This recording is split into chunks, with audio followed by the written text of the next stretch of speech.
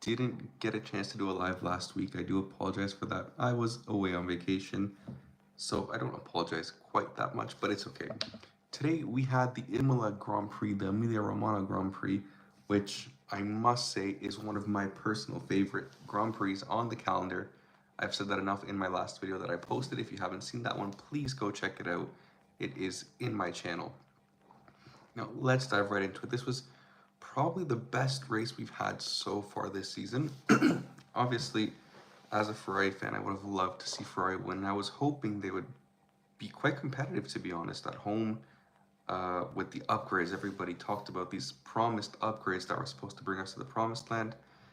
That wasn't really the case, to each their own, but I would have liked to see a bit more from them. I was quite disappointed in the qualifying session that we had yesterday. After seeing the first two practice sessions, I really thought they could compete and maybe fight for at least a front row. So that's something that was rather disappointing. But regardless, for this video, what we're going to do, we're going to go through the order where each driver finished. And from there, we'll see how they finished compared to where they qualified and what I personally think of their position. And we'll start from the back of the field because obviously the more interesting cases are at the front.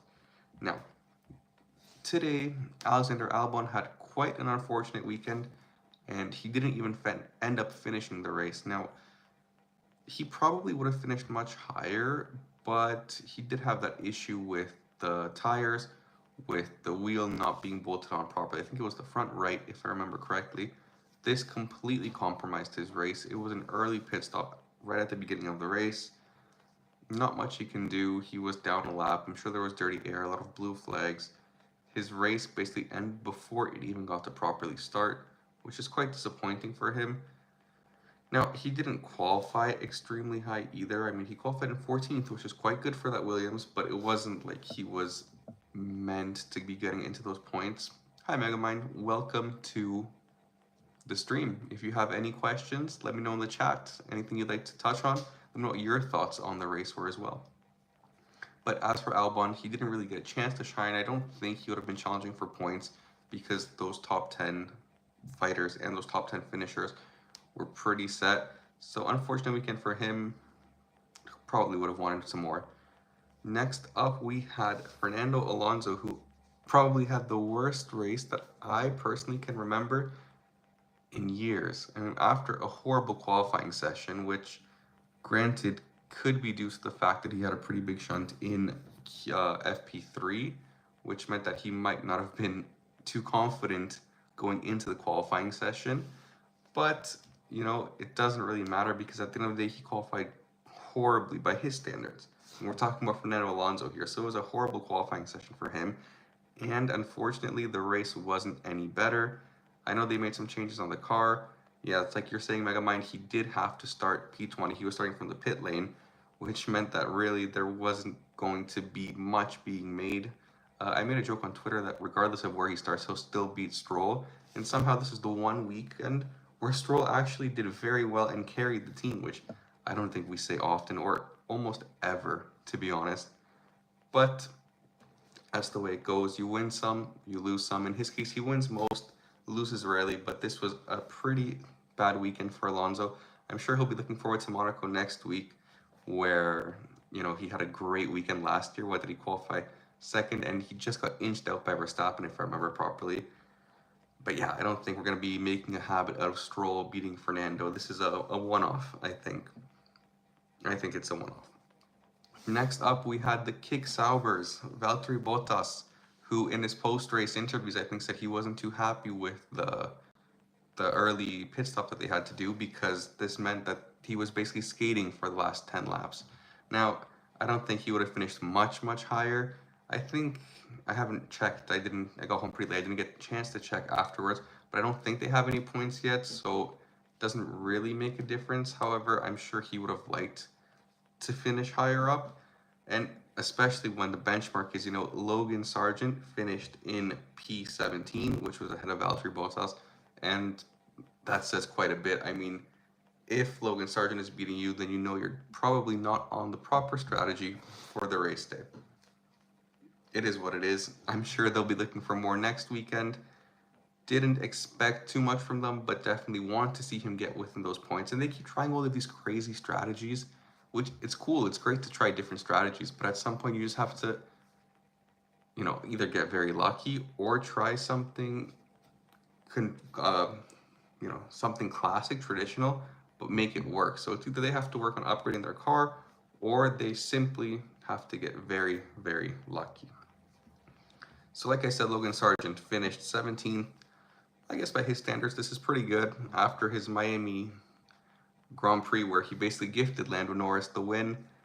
Good for him for finishing the race. He finished ahead of his teammate. I mean, not necessarily on his own merit, but he did finish ahead of his teammate.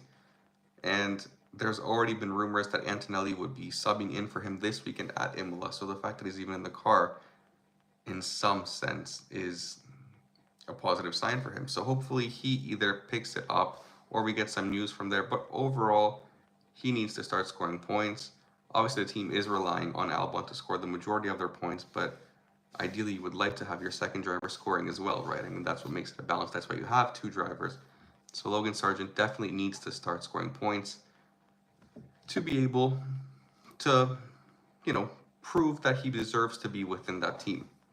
Now, before we dive into the top 16, I do want to ask all of you guys watching to kindly subscribe to the channel if you haven't already, because it really does help me out, and you get to see F1 content every week. I do post one long-form video every week, and a little live like this after every race. Normally it's closer to the race, but like I said, this was a very long weekend for me.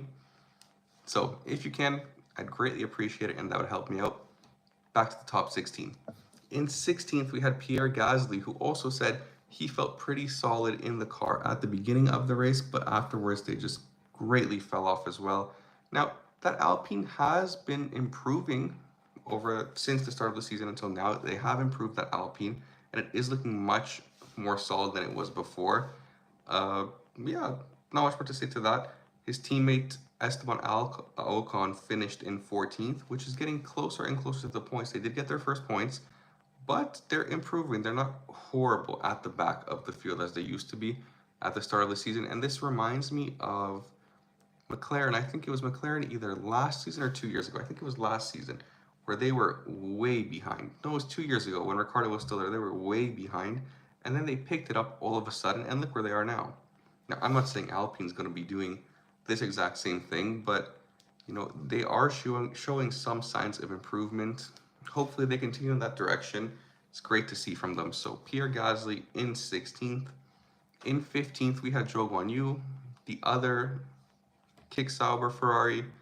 A pretty good race for him. I think he had one scrap with Ocon. I don't know if it was turn 9. I can't remember exactly. But they had one instance where it felt like they were going to be battling. They didn't end up battling. Got a little bit squirrely. It's okay. He came back from it. I mean, they were fighting for P15, so it's not the end of the world, or P14. But he would have liked it to be a bit cleaner maybe from his end. He would have asked for some further action. I don't think it was necessary. I think it's a solid spot for him. And at this point, as long as he's outperforming his teammate, that's also a good sign, because he's also a driver that's looking for a contract next year. And I'm sure he would be he would like to have a long-term contract as well. In 13th, we had Daniel Ricciardo, who, after a great weekend in Miami, had, I would say, a weekend to forget. Not necessarily because he didn't do well. I mean, he did get into Q3 in qualifying, and he finished P13, which was out of the points, but because direct comparison to his teammate, Yuki Tsunoda obliterated him this weekend. I don't know if it's because Tsunoda's done previous testing at Imola, but he is so quick here. I was shocked at the outright pace that he had.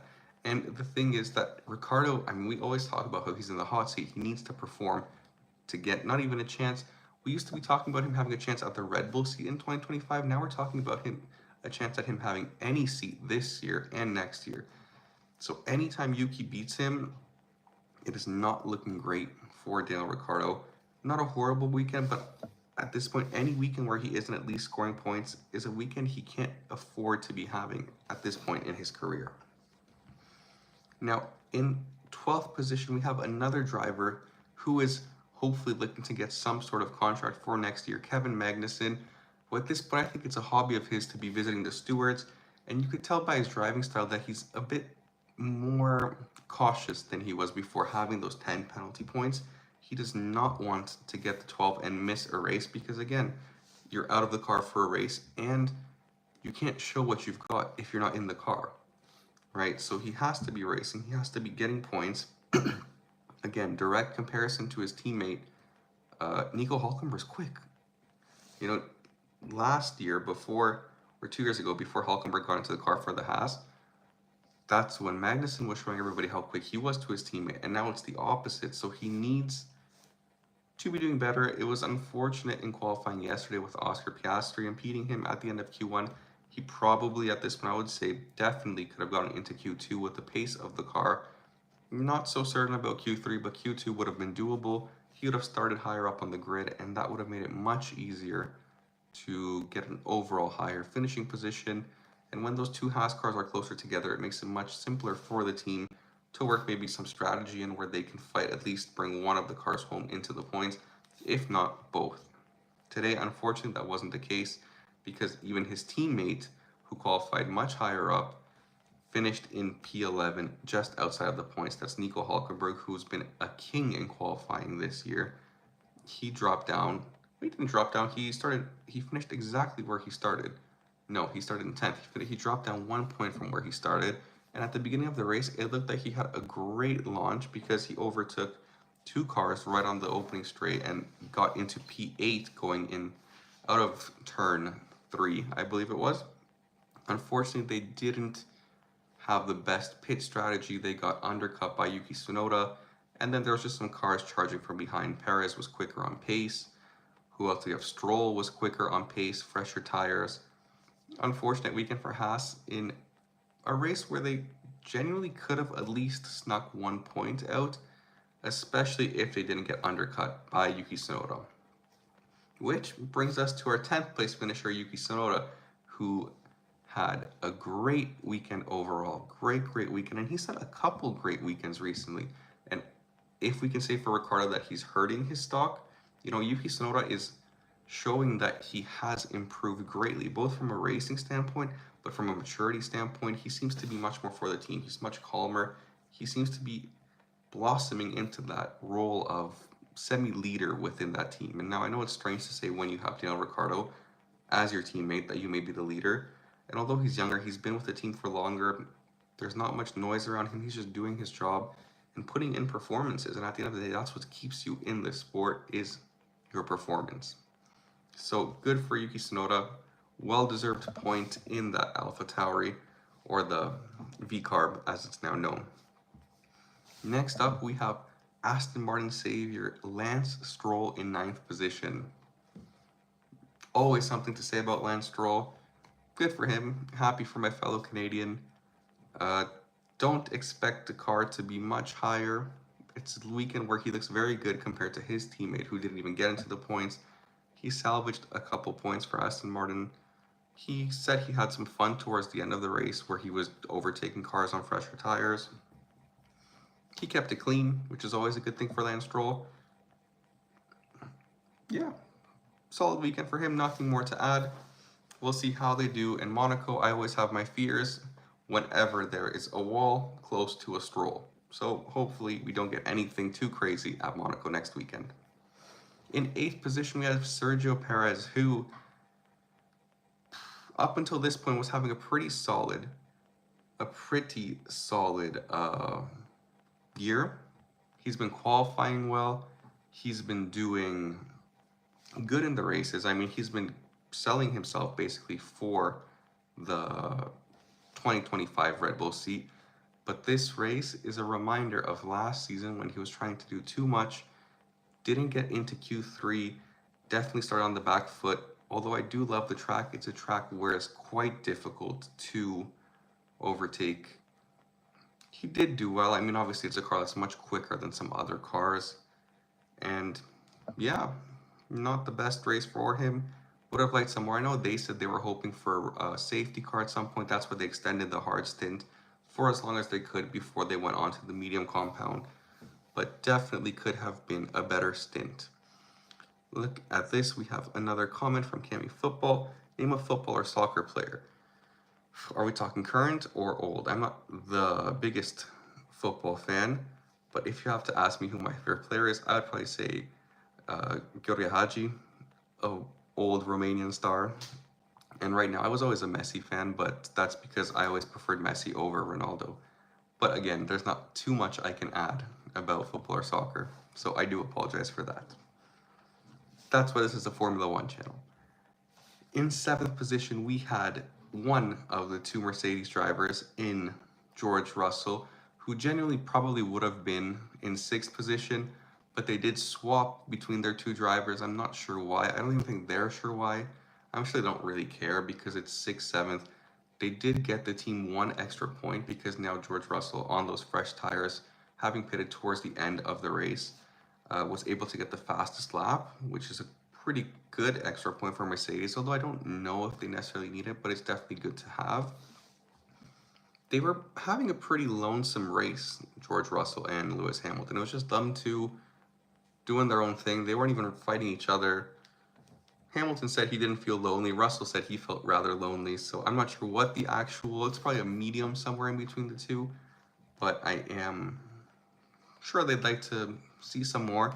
At least at this point, we are well aware that Mercedes is the 4th quickest team, but at the same time, they are distancing themselves from the teams behind them and bringing themselves closer to the teams ahead of them. So they're in that transition period where they are making improvements, probably not as quickly as they would like to be making them, but they are going in the right direction, which is a great start. Not even a great start, it's a great continuation to their plan, which again will get thrown on its head next season when Lewis Hamilton leaves. So Russell 7th, Hamilton in 6th. Again, same thing on his own. The two Mercedes drivers had a solid race. They brought home the points, did the best what they could with the package that they had. In 5th position, we had the 2nd Ferrari driver, Carlos Sainz, who dropped one position after starting 4th. Oscar Piastri overtook him after a solid strategy call. He just wasn't great this weekend. Even he himself said that he didn't feel confident in the car at all. We saw all throughout the weekend that Leclerc was genuinely just quicker than Carlos in that Ferrari. On top of this, his past 3 races haven't been ideal. He's been behind Leclerc by a substantial amount in all 3 races, so I'm sure this is something he would like to improve. Maybe it's a slight slump or Leclerc has just picked it up. Either way, not the weekend Carlos would have wanted. It is what it is. It's some solid points for Ferrari. They definitely, before they even worry about fighting Red Bull, they should be making sure that McLaren isn't defeating them. So the fact that Piastri was ahead of them, I mean, Piastri, respect where it's due, he had a great weekend. He was quick all weekend. He should have been even higher up if it wouldn't have been for that 3-place grid penalty. But Carlos Sainz, I guess you could argue that since he wasn't confident in the car and the package, it's still a solid 5th place finish, bringing in some solid points for Ferrari. In 4th place, we had Oscar Piastri, who actually won a position after starting 5th, after being dropped down 3 places, after qualifying 2nd. Yes, a mouthful, I know. But this was arguably his best weekend in Formula One so far. I mean, he qualified 2nd. He out-qualified his teammate at a track he had never raced at before, and he was just quick all weekend long. Now, this doesn't necessarily mean he would have kept that 2nd place position, but the fact that he performed so well, he was in that dirty air from both Ferraris for so long. After overtaking Sainz, he even had a chance and a look at Leclerc. It didn't end up working out. I think those tires got too overheated after staying in the dirty air for too long. But he's looking great, and he's looking much better on his tire wear as well than he was last year. So solid things on the horizon for McLaren. That's a scary thing as a Ferrari fan, but we'll lie to ourselves and continue to be delusional that we are going to get it done. Next up, we had Charles Leclerc, who had all my hopes in that he would win this weekend. The upgrades, everybody talked about those upgrades. I was talking about those upgrades. The upgrades never came. I mean, they came, they just didn't do what they were supposed to. You know, I thought at one point that he would fight Norris for second position. Then he went over Variante Alte. Didn't work out. He probably overcooked his tires as well. And Norris was just a beast, but that doesn't matter. Solid weekend for him. It's his first podium at Imola, the first podium for Ferrari at Imola since 2000. I don't remember, it was 6 or 5. I think 6. Solid race for him. He says that they're looking to have better pace, better understanding of the upgrades. Overall, I'm sure that he is hoping to win the next Grand Prix. I'm calling it right now, again, maybe a little delusional, but I'm calling it right now that he will win the Monaco Grand Prix next weekend. His home Grand Prix, my birthday weekend Grand Prix, whatever you want to call it. Ferrari, Charles Leclerc, pole position, win. Let's go. Second position, we had Lando Norris, who made F1 interesting today. Now, if it wouldn't have been for his, I don't even know what to call it, his run onto Verstappen, he was charging towards Verstappen at the end. This would have been just another semi-interesting race where Verstappen dominates and wins by a clear margin. But he made things interesting for us. He lit up the tires towards the end. I think the last 15 laps, he cut 10 seconds from Max Verstappen. Can you believe that? It's insane. And the way it all worked out was great too, because Verstappen already had the black and white flags, so he was worried that he might be getting some, that he would get a 5-second penalty, which at this point would have caused him the race win because Norris was within 5 seconds. So it was just crazy. And I know at one point in my previous video that I made about whether Norris can win in 2024, which clearly he proved that he can, I talked about how he seems to not fail, but falter. He seems to falter under pressure a little bit when leading the races. And I know he wasn't leading this race, but if you look at his onboard, the way that car was sliding in those corners while chasing Max Verstappen, that pressure is gone. You can see that he's more confident now that he's gotten that win. He's hungry for more wins. And I'm not going to say I never thought that Norris was like top tier, but after watching that race today and his performance today, I'm beyond impressed with his capabilities. And obviously he's a great driver. He was always going to be a future star, but that drive today, I personally would say it's one of his best drives ever, at least those last 15 laps. Beyond impressed. Driver of the day, driver of any Grand Prix so far. All he needed was a couple more laps to get the cherry on the cake and bring home the victory as well. It would have been nice to see some wheel-to-wheel battles between Norris and Max, because they're also good friends. Who knows how that would end, whether they'd give each other the space, whether they'd both go for it. Would have liked to see it. And in first place, of course, we had Max Verstappen, who I just mentioned. Yeah, we call it a bad race, but in reality, pole position to win, it's not really a bad race. Just if you're Max Verstappen, it can be considered a bad race, which I guess says all you need to know about how great he truly is. He was also busy with his sim racing today, so not only did he get one win, he also got another win as well.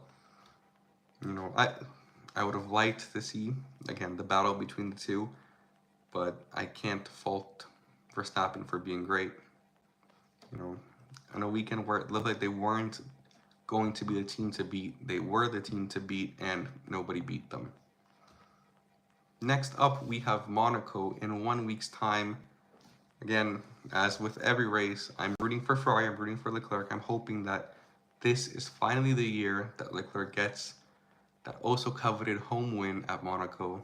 That would be story come true for Leclerc, for that young child from Monte Carlo. So of course we will be doing another live after that race. This week's video, if you're still watching and haven't subscribed and want to subscribe and should subscribe, is most likely going to be about, well, actually I'm not even going to tell you. Subscribe and you'll find out. Thank you guys for watching this live. I will see you next week. Let me know what your thoughts on this race were and whether you think it was the best Grand Prix of the year so far. Thank you guys and see you next week. Bye.